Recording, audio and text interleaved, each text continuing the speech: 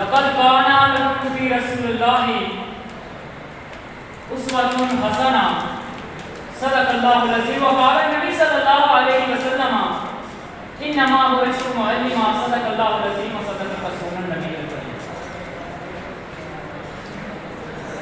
رخ مصطفیٰ کو دیکھا تو دینوں نے جلنا سیکھا. رخ مصطفیٰ کو دیکھا تو دینوں نے جلنا سیکھا. یہ کرم ہے مصطفیٰ کا شب غم میں ڈرنا سیکھا. یہ زمین رکی ہوئی تھی یہ فلک تھما ہوا تھا. یہ زمین رکی ہوئی تھی یہ فلک تھما ہوا تھا. جب چلے میرے محمد تو جہاں نے چلنا سیکھا. جناب صدر معزز اساتذہ کرام اور میرے ہم مکتب ساتھیوں، السلام علیکم ورحمۃ اللہ وبرکاتہ. آج مجھے جس موضوع پر لفظ کرنے کا موقع ملا ہے وہ ہے سیرت النبی صلی اللہ علیہ وسلم. سامعین گرامی، ویسے تو سیرت کا لفظ معنی کسی کی کارکردگی یا کارناموں کو احاطہ کرنے میں آتا ہے، لیکن آج تک کوئی مصنف، کوئی محدث، کوئی مؤرخ، کوئی مفکر، کوئی مدبر اور کوئی مقرر ایسا پیدا نہیں ہوا جس نے حضور اکرم صلی اللہ علیہ وسلم کی پوری سیرت کا احاطہ کیا ہو. چنانچہ میں وقت کی نزاکت کو مد نظر رکھتے ہوئے سیرت کے چند پہلوؤں پر روشنی ڈالتا ہوں.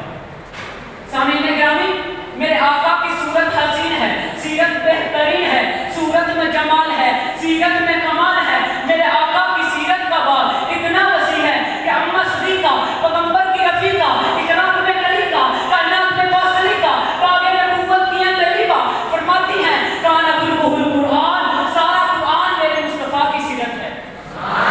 سامعین محترم، میرا تو دعویٰ ہے سورج میں چمک میرے نبی کی رحمت ہے، چاند میں دبک میرے نبی کی رحمت ہے، پھولوں میں مہک میرے نبی کی رحمت ہے، کلیوں میں چٹک میرے نبی کی رحمت ہے، صحابہ کی رفت میرے نبی